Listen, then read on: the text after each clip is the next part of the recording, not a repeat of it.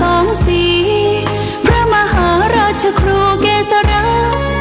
ปัญญาปรมาติกาจารย์จากวัดดับภัยเชียงใหม่สืบสานเวลาผ่าน131 ปีนานไกลวัดพระบาทอุดมรุ่งเรืองงามตา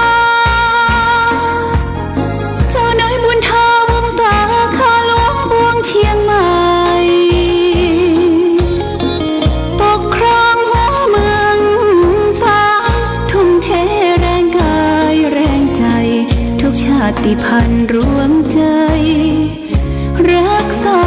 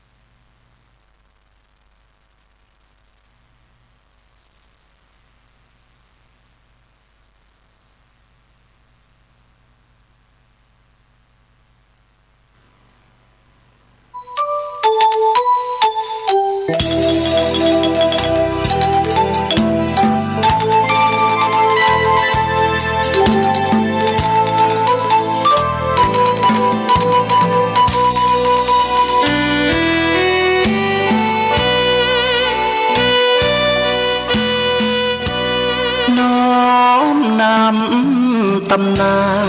นผ่านทุกรุ่นองค์บุญ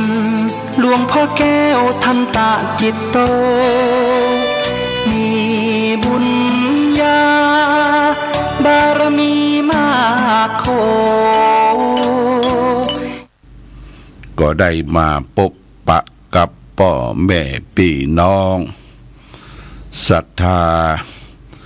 สาธุชนญาติโยมแห่งครั้งหนึ่งวันนี้เป็นวันจันทร์ที่20เดือนตุลาคมพุทธศักราช2568ซึ่งตรงกับเดือน11ใต้เดือนเกียงเหนือแรม13ค่ำปีมะเส็งงูเล็กวันนี้เป็นวันจันทร์เป็นวันเริ่มงานของข้าราชการบ้านเมืองตลอดถึงสถานการศึกษาวันพรุ่งนี้ก็จะเป็นวันพระวันศีลดับ14นะญาติโยมวันพรุ่งนี้เป็นวันพระวันศีลวันนี้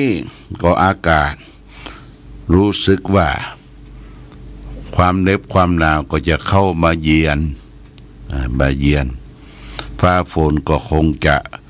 ลดน้อยจางหายไปแต่ยังมีหลายพื้นที่กรมอุตุนิยมวิทยาบอกว่า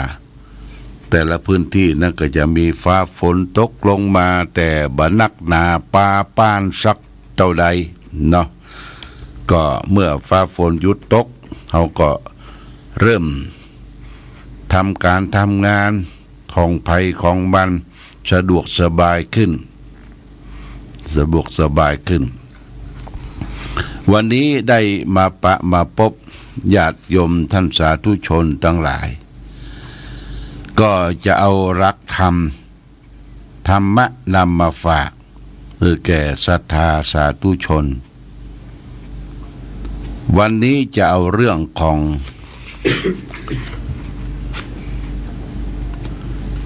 เรื่องของ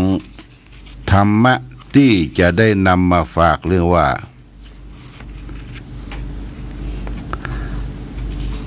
ธัมมังจเรสุขังสุจริตัง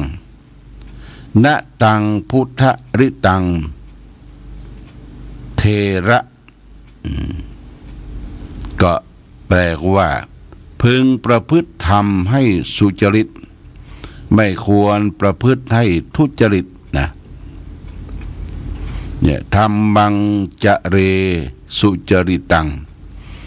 นะตังทุจริตังคาระคาเรจเรควรประพฤติทำให้สุจริตไม่ควรประพฤติให้ทุจริตอย่างนี้เป็นต้นธรรมะแปลว่าความดีที่จะต้องรักษาธรรมะนี่ความดีที่จะต้องรักษาคนที่จะทำความดี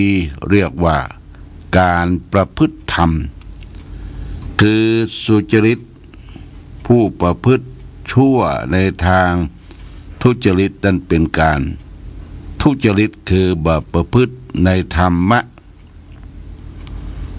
ะที่จะเกิดขึ้นจากการประพฤติปฏิบัติธรรม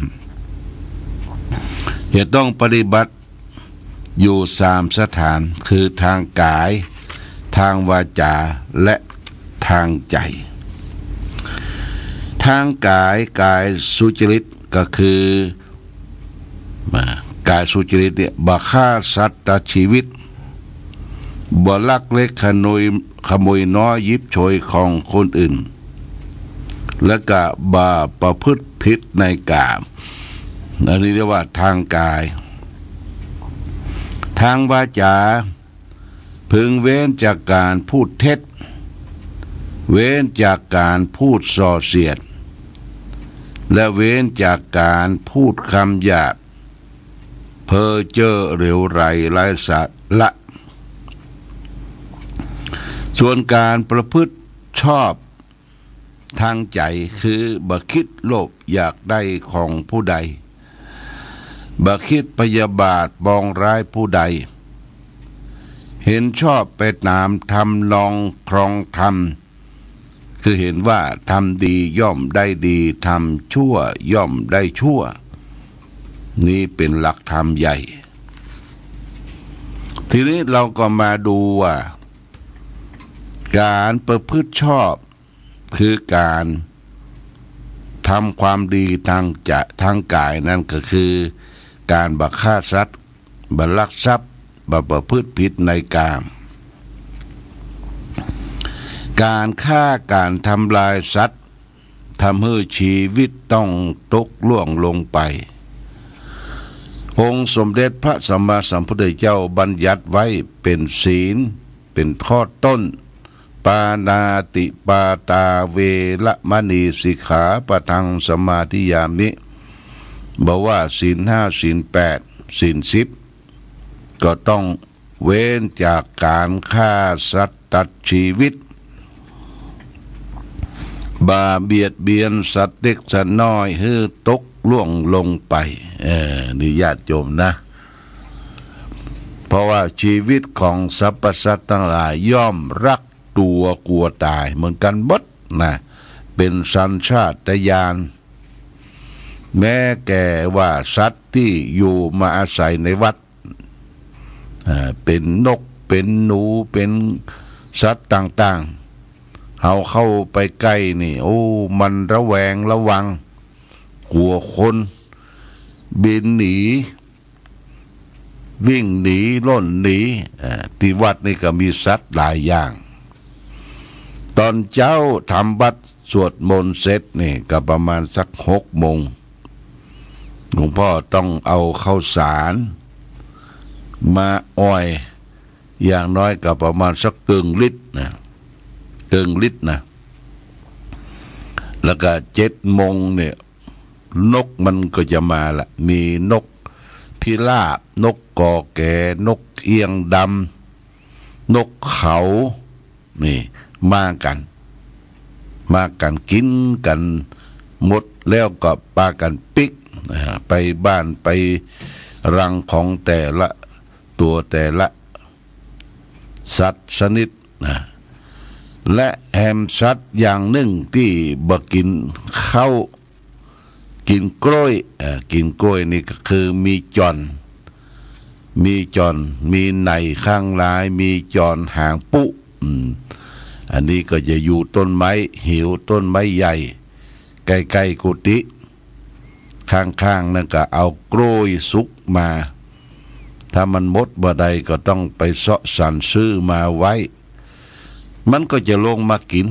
ญาติโยมลงมากินและนกแหมประเภทนี่นกหัวจุก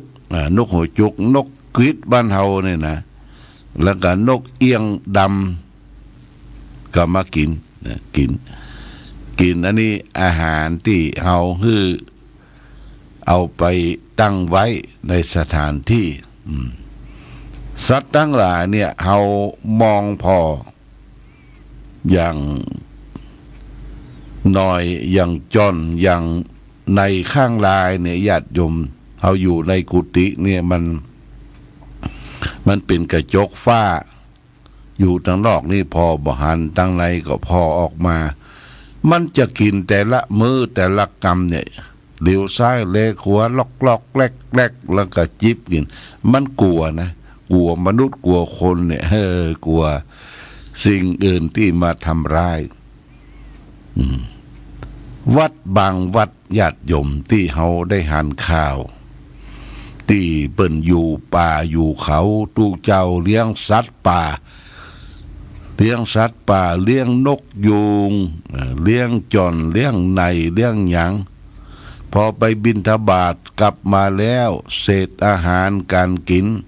เอามาถอกมายายใกล้กุฏิแล้วก็ห้องเอิ้น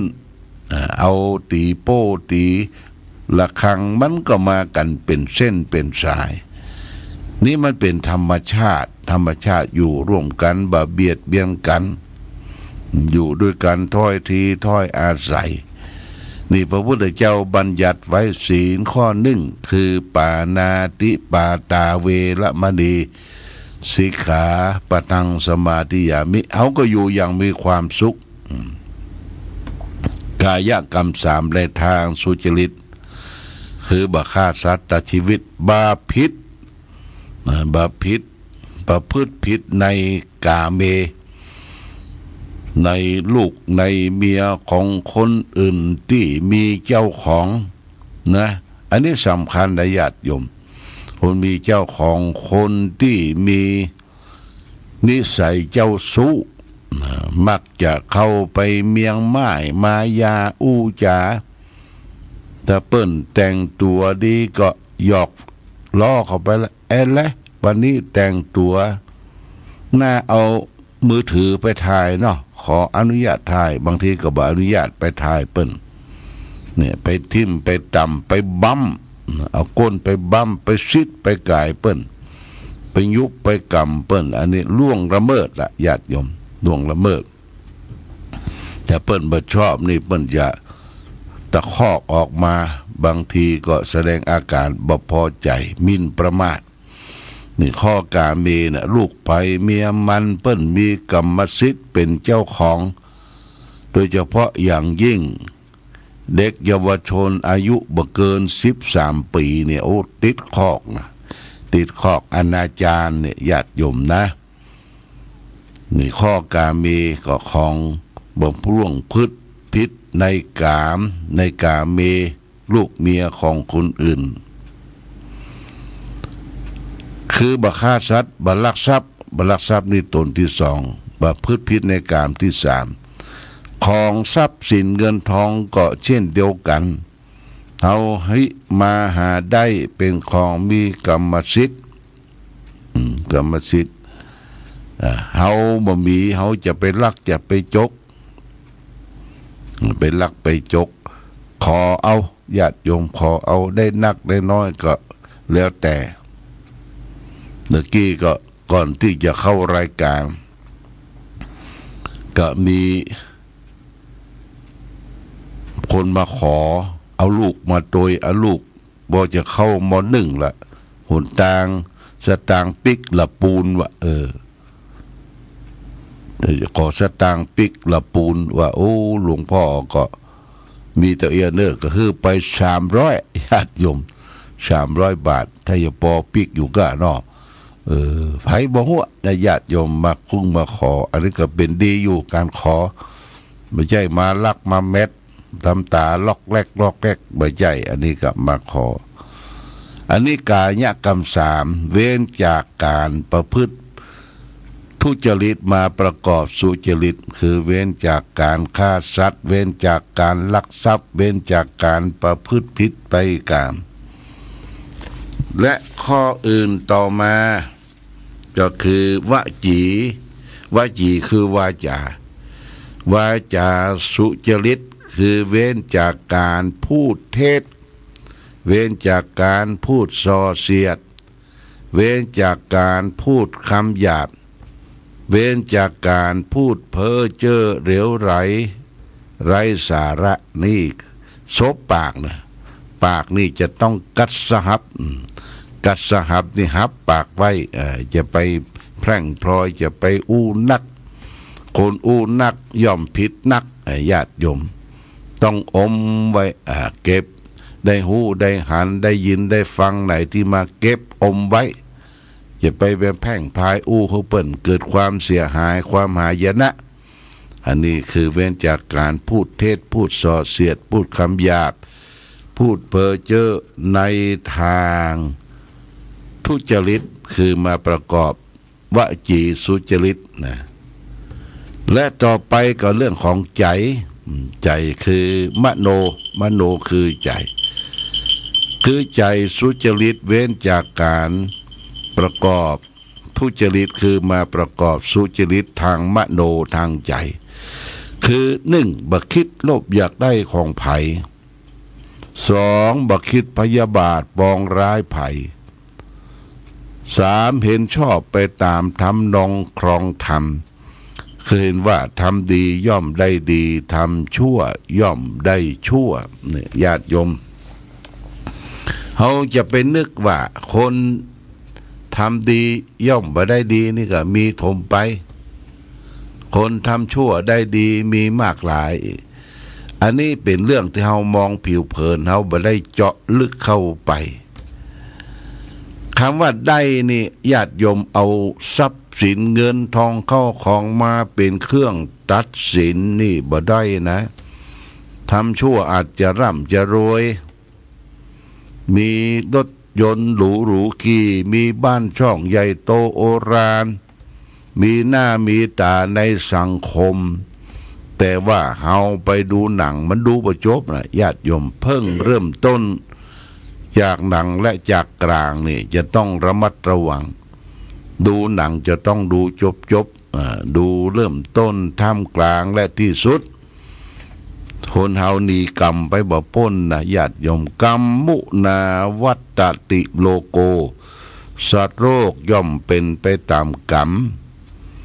นี่การตัดสินทางกรรมเนี่ยคือเอากรรมมาเป็นเรื่องกำหนดกฎรู้ว่าเฮาทำกรรมดีย่อมได้รับผลดีทำกรรมชั่วย่อมได้รับผลชั่วกรรมดีกรรมชั่วมันอยู่ที่ตัวเราทำคิดโลภอยากได้ของคนอื่นเขานี่ก็เป็นทางใจคิดพยาบาทปองร้ายคนอื่นเขาก็เป็นทางใจเห็นและเห็นชอบไปตามทำนองครองธรรมคือเห็นว่าทำดีบ่ได้ดีทำชั่วได้ดีนี่ก็เป็นทางใจเพราะฉะนั้นใจเขาต้องเป็นปกตินิ่งสงบ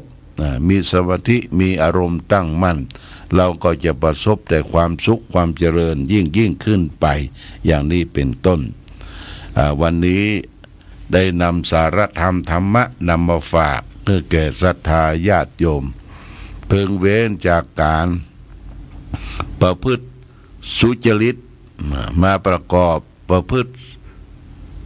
เว้นจากการประกอบทุจริตมาประกอบสุจริตคือเว้นจากการความชั่วกายกรรม3วจีกรรม4มโนกรรม3เป็นข้อคิดพิจารณาแก่ศรัทธาญาติโยมท่านสาธุชนทั้งหลาย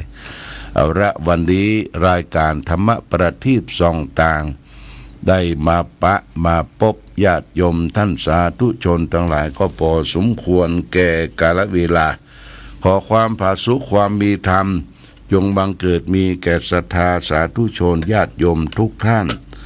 รายการธรรมะประทีปส่องต่างต้องขอลาก่อนขอผู้ฟังจงตั้งมั่นจิตหันษา